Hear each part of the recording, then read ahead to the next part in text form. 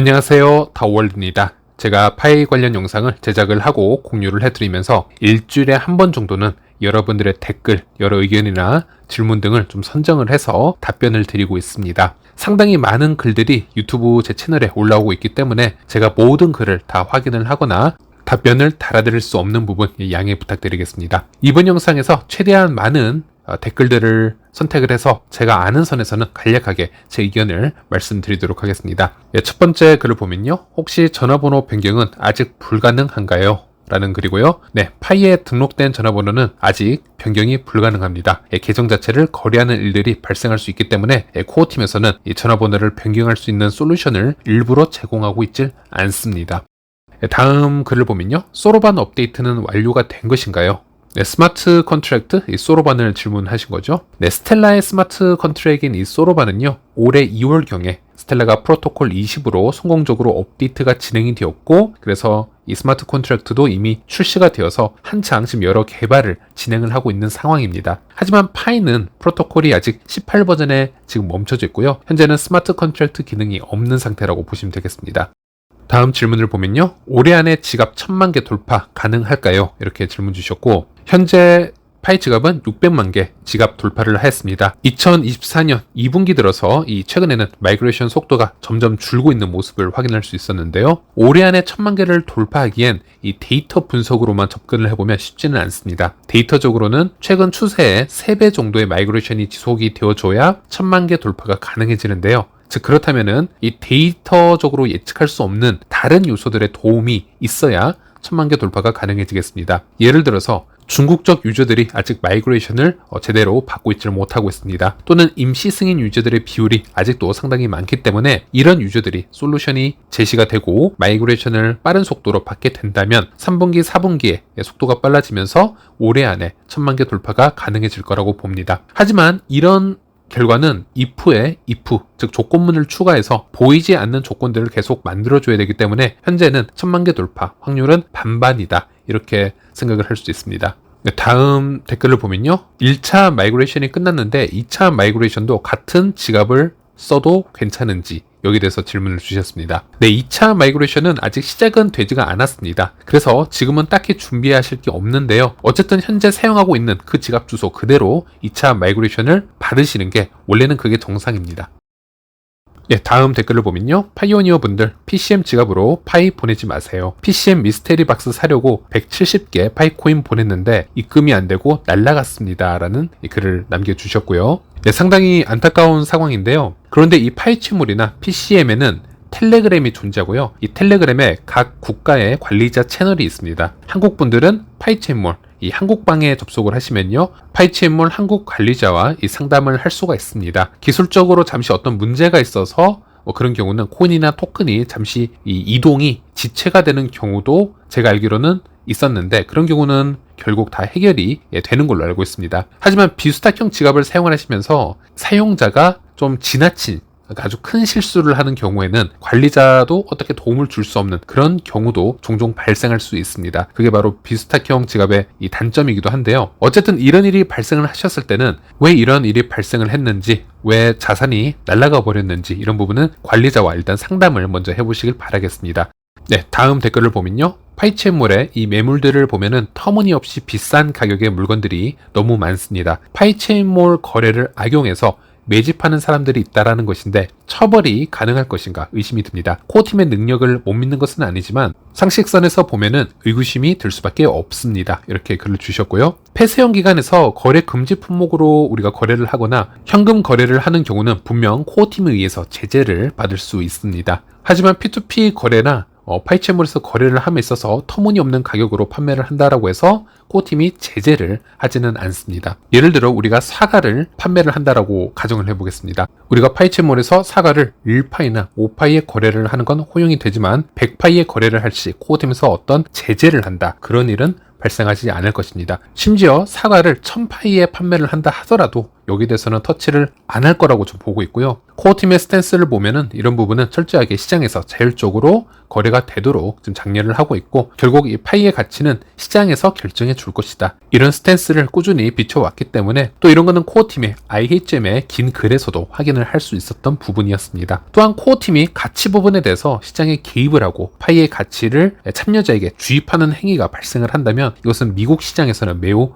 위험한 행동이라고 보시면 되겠습니다. 특히 이런 행위는 증권거래위원회인 SEC에게 먹잇감을 주는 행위이기 때문에 파이 코어 팀은 시장에 개입을 하지 않을 것이라고 보고 있고요. 중요한 것은 그 사과를 사는 사람들이 1000파이에 구매를 하지 않으면 됩니다. 또는 1000파이에 거래가 이루어진 것처럼 자전거래를 하는 집단이나 개인이 있을 수가 있는데요. 그런 행위에 너무 휘둘리지 않고 기준을 잡고 나가시길 바라겠습니다. 다음 글을 보면요, KYC를 진행을 하는데 이 비디오 변환 불가로 KYC 신청을 종료하고 있지 못하는 사안에 대해서도 다뤄주시면 감사하겠습니다. 파이 네트워크 채팅창에서는 개인 폰 설정의 문제로 보는 듯 하지만 폰을 교체하는 등 많은 방법을 강구를 해도 개인 입장에서는 해결한 분이 없습니다. 코어팀은 이 문제를 어떻게 보고 있는지 알고 싶습니다, 이렇게 일단 문의를 주셨고요. 제 채널에도 이런 글이 많이 보여서 오늘도 오더님께 한번 이 관련 사항을 다시 질문을 드렸습니다. 코어팀에서 어떤 조속히 솔루션을 주었으면 하는 바람이 있습니다. 이 부분은 어떤 업데이트가 나온다면 다시 한번 알려드리도록 하겠습니다. 다음 댓글을 보면요, P2P 거래를 함에 있어서 골드바는 거래 불가인가요?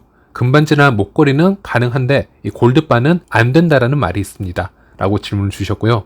이 폐쇄형 기간에서 거래를 허용하는 품목과 금지하는 품목을 좀 더 자세하게 분류할 수 있는 그런 가이드라인이 각 국가의 모더들에게 제공이 되었습니다. 코어팀에서 모더들에게 자료를 주었고요. 금 같은 경우는 거래 가능한 품목과 불가능한 품목을 또 다시 한번 나누어 놨는데요. 일반적인 이 세공된 금이나 은 같은 액세서리는 허용을 하는 쪽으로 지금 얘기가 되고 있고, 투기와 관련이 될 수 있는 부분은 제재를 하는 것을 볼 수 있습니다. 결국 그 해당 국가의 모더님들이 이 기준점을 토대로 해당 커뮤니티에 어떤 가이드라인을 재해석해서 제공하는지가 매우 중요하다고 보는데, 현재까지 이 골드바에 대해서는 여러 리스크가 있을 수 있어서 거래 금지 품목으로 좀 얘기를 하는 것 같습니다. 그래서 이런 분위기라면 굳이 리스크를 안고 이 기간에 골드바로 파일을 거래할 이유는 없어 보입니다. 그래서 가능하다면 다른 상품이나 서비스로 파일을 거래하시길 추천드리겠습니다. 다음 질문을 보면요, 마이그레이션을 완성했습니다. 그런데 해킹이 너무 많다라고 하는데 지갑 비밀 구조를 지켜야 되는데 누군가는 이 폴라로이드 사진을 찍어 놓으라고 추천을 하는데요. 그렇게까지 해야 되나요? 라는 질문을 주셨습니다. 결국 이 비밀 구조를 어떻게 우리가 보관을 하느냐는 각각 우리 개인이 알아서 판단을 하시면 되겠지만요. 저는 항상 추천을 해드리는 방법이 온라인의 저장을 피하시고요, 되도록 이 오프라인으로 보관을 하도록 말씀을 드리고 있습니다. 이 오프라인에서도 가급적 이 분산 저장을 하시고요. 또 문서가 쉽게 파손되지 않도록 안전한 곳에, 금고 안이 좋을 수도 있고요. 또는 이런 금속판으로 되어서 이 비밀 구조를 이곳에 새기는 그런 옵션도 있습니다. 이런 방법을 사용을 하셔도 될 것 같고, 제가 한 예를 보여드리자면 좀 극단적인 예로 볼 수도 있는데요. 비트코인에 전 재산을 올인을 해서 대박이 나서 현재는 세계 여행을 떠나고 있는 가족이 있습니다. 미디어에서는 이 가족의 재산관리 비법, 이 글을 썼는데요. 제가 잠시 읽어드리자면은, 이 가족 같은 경우는 이 비트코인의 비밀키를 유럽과 아시아에 각각 2곳에 콜드 월렛으로 보관을 하고 있고요. 남미에도 한 곳에 분산 저장을 하고 있고, 오스트레일리아에도 6곳에 이 비밀키를 분산 저장을 하고 있다고 합니다. 암호화폐를 보관하고 있는 곳은 임대 아파트부터 시작을 해서 친구의 집에도 있고 개인 창고 시설 등 다양한 곳에 분산 저장을 해놨다고 합니다. 당연히 현재의 비트코인의 가치를 고려를 해본다면 이렇게까지도 분산 보관을 해놓은 그 행위가 이해가 되지만, 이 가족들도 매우 이른 시간에 비트코인의 가치를 알아보았기 때문에 그 초기 당시에도 이 정도 수준까지는 아니더라도 상당히 높은 수준의 보안을 생각을 해서 비밀키를 보관을 했을 거라 생각을 합니다. 단순히 휴대폰 사진에 저장을 하거나 어떤 카톡이나 이메일에 온라인에 저장을 하거나 그렇게 쉬운 방법은 선택하지 않았을 것이고요. 그리고 비트코인도 그렇고 파이코인도 언제 가격이 크게 상승할지 아무도 예상을 할 수 없습니다. 그리고 그 후에 비밀키를 아니면 비밀 구조를 아주 쉬운 방식으로 저장을 해놨다가 이제 다시 수정을 하려고 해도 그때는 이미 어떤 해킹을 당하거나 분실을 해서 이미 늦을 수도 있습니다. 그래서 그런 부분까지 고려를 해서 지금부터 이 파이 비밀 구조를 어떻게 보관하는 게 좋을지 인터넷도 한번 찾아보시고요. 잘 고려를 해보시길 바라겠습니다. 네, 다음 댓글을 보도록 하겠습니다. 네, 코레니입니다. 원래 KYC는 거래소에서 하는 게 아닌가요? 이런 질문을 주셨고요. 거래소에서 진행하는 KYC와 이 파이 네트워크에서 실행하는 KYC는 차이가 조금 있습니다. 일단 암호화폐 거래소에서 이 KYC를 하는 이유로는요, 이 자금 세탁 방지 및 테러 자금 조달 방지 규정의 초석이라고 보시면 되겠고요. 각 국가에 있는 금융 당국은 이 거래소가 자금 세탁과 같은 불법 활동을 방지하기 위해서 거래소에 가입하는 고객 신원을 철저히 검증하도록 요구를 하고 있습니다. 그래서 KYC가 필수적이라고 보시면 되겠고요. 그래서 거래소에서 KYC를 진행을 하게 되면 여러분의 이 신분증을 실제 거래소 어드민에 모두 오픈을 해서 다 보여주어야 합니다. 그런 방식으로 KYC가 이루어지고 있고, 파이의 홈페이지를 한번 가보시면요, 파이에서는 1인당 하나의 계정에 대한 엄격한 정책을 가지고 있습니다. 그 이유로는 만약 한 명이 수십 개에서 수백 개의 계정을 생성을 해서 파이코인을 채굴을 하게 되면 공정한 분배가 이루어지지 못하기 때문이고요. 그래서 파이는 1인 1계정을 확인하기 위해서 파이 자체 KYC를 지금 실시를 하고 있고, 또 이 파이 KYC의 특징을 보면은 우리가 아이디를 촬영을 해서 제출을 하게 되는데 이 아이디의 모든 정보를 누군가에게 오픈을 하는 방식이 아니고요. 자동적으로 이 아이디의 중요 정보는 숨겨지게 되고 본인이 실제 인간임을 증명하는 그런 KYC 방법이라고 보시면 되겠습니다. 제가 또 다른 예를 한번 들어보면요. 월드코인을 한번 보시면요. 월드코인을 정기적으로 에어드랍 받기 위해서는 이 월드코인의 오브라는 기기에 눈의 홍채 이미지를 스캔을 하고 그 고유 코드를 생성을 해서 그 코드로서 1인 1계정을 확인을 하고요. 공정한 분배를 받고 있습니다. 이것도 어찌 보면 파이와 같은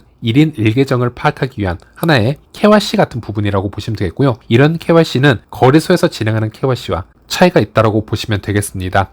그리고 다음 글을 읽어보면은 파이 네트워크가 미성년자를 버리지 말았으면 좋겠습니다. 미성년자가 웹3의 주력이다. 이렇게 글을 써주셨는데요. 저는 이 글에 동의를 하고 있습니다. 저도 같은 생각인데요. 물론 코어팀이 이 미성년자 KYC에 대해서 솔루션을 어떻게 내놓을 것인가, 여기에 대해서는 좀 더 기다려 봐야겠지만은 제가 드리고 싶은 말씀은요, 제 채널의 댓글을 읽어보다 보면요, 어떤 분들은 이 미성년자가 파이를 채굴하는 것에 대해서 이것을 너무 죄악시한다거나 그 부모를 흉보는 글들을 종종 발견하기도 합니다. 이것은 너무 시대착오적 발상에서 나오는 얘기라고 저는 생각을 하고 있는데요. 실제 주변을 좀 둘러보거나 아니면 온라인에서 검색을 해보시면은 이제는 어린 나이에 이 블록체인에서 NFT를 발행해서 큰 부와 명성을 쌓고 심지어 대학에서 강연을 다니는 그런 미성년자도 찾아볼 수가 있습니다. 이미 어린 나이에 블록체인과 암호화폐에 관심을 가지고 여러 꿈을 펼치고 있는 경우가 지금 상당히 빠르게 지금 증가를 하고 있고요. 우리가 10년 전, 20년 전과는 다르게 현재는 어린 나이에도